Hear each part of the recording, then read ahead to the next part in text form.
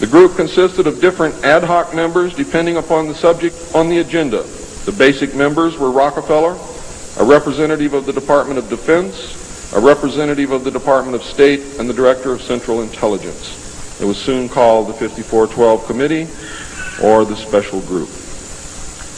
NSC 5412/1 established the rule, for the first time, established the rule that covert operations were subject to approval by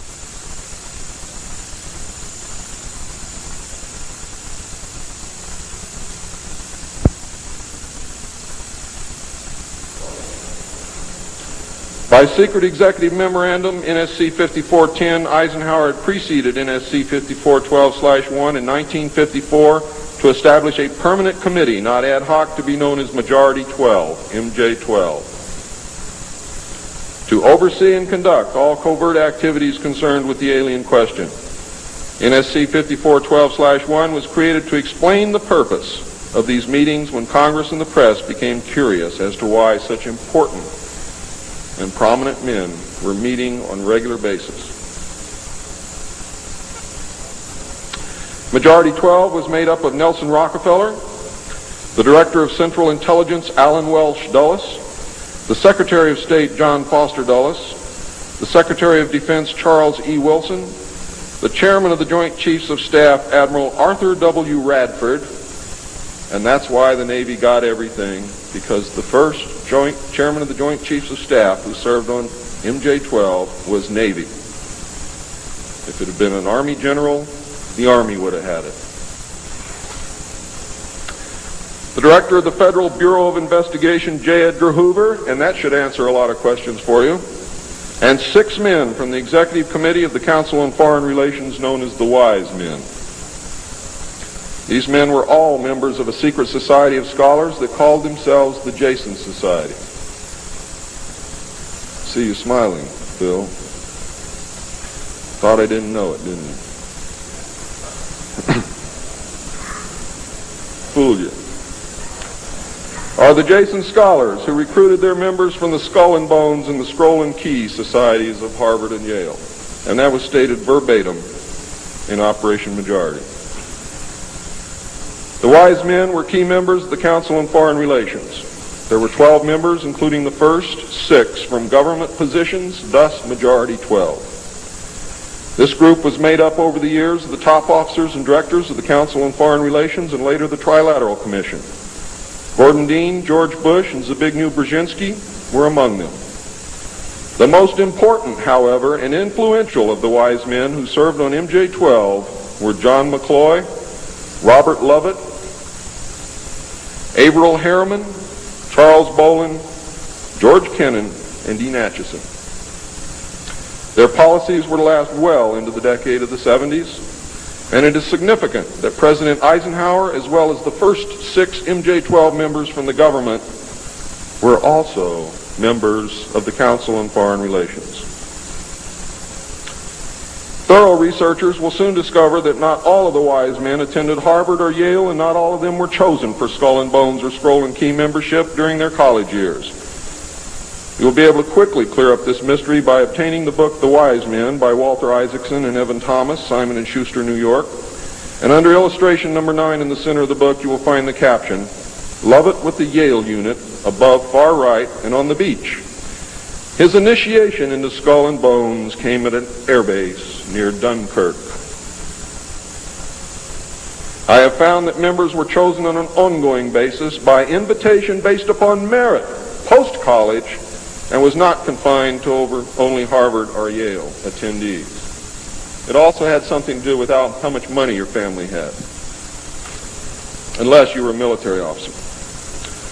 A chosen few were later initiated into the Jason Society.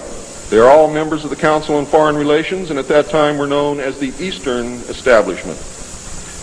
This should give you a clue to the far-reaching and serious nature of these most secret college societies. The Jason Society is alive and well today, but now includes members of the Trilateral Commission as well. The Trilateralists existed secretly several years before 1973 because I saw the name of the Trilateral Commission in the documents in 1971. The name of the Trilateral Commission was taken from the alien flag known as the Trilateral Insignia. And that should give you some clue as to how much trouble you're in. Majority 12 was to survive right up to the present day. Under Eisenhower and Kennedy, it was erroneously called the 54-12 Committee, or more correctly, the Special Group. In the Johnson administration, it became the 303 Committee, named after the room that they met in at the White House when they met at the White House. Because the name 5412 had been compromised in the book The Secret Government. Actually, it was not compromised. It was intentionally leaked to explain the purpose of the meeting of these men, so that no one would go looking for NSC 5410 and NSC 5411. And I wish you all luck. I hope that you're able to dig it out.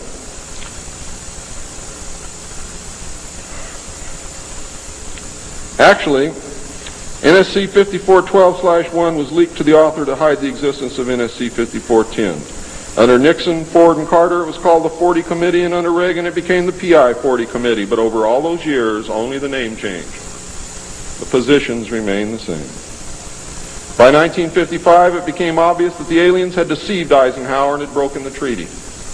Mutilated humans, yes, mutilated humans, were being found along with mutilated animals, and yes, mutilated animals, and those of you who doubt that this is taking place should leave your job, should leave your home, should do whatever you have to do, and go look for yourself, because it's important that you know it and that you believe it.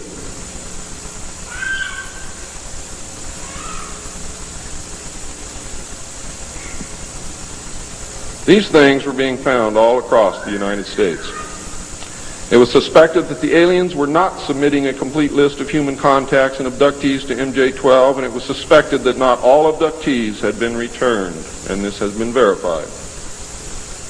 The Soviet Union was suspected of interacting with them, and this proved also to be true.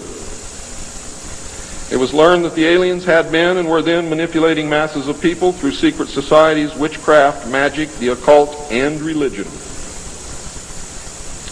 After several Air Force combat air engagements with alien craft, it also became apparent that our weapons were no match against theirs. In November of 1955, NSC 5412/2 was issued, establishing a study committee to explore all factors which are involved in the making and implementing of foreign policy in the nuclear age. This, again, was only a blanket of snow that covered the real subject of study, which was the alien question. For, in fact, 5412/2 had, as I told you earlier, been written in 1954, when NSC 5410 and 5411 was written, and 5411, by secret executive memorandum, in 1954, the study group was commissioned to examine all the facts, evidence, lies, and deception and discover the truth of the alien question. NSC 54/2 was only a cover that had become necessary when the press began inquiring as to the purpose of regular meetings of such important men. When the press asked Gordon Dean, somewhere near the end of 1954, why they were meeting and what they were studying, Gordon Dean says, "As of yet, we have no direction. But we're working on it." It then became necessary to find a direction and find a reason for these meetings, and that's exactly what they did. The first meetings began in 1954 and were called the Quantico meetings because they met at the Quantico Marine Base. See, one thing I knew, ladies and gentlemen, I know who they are. I know what they were called. All I had to do was find out who belonged to those names.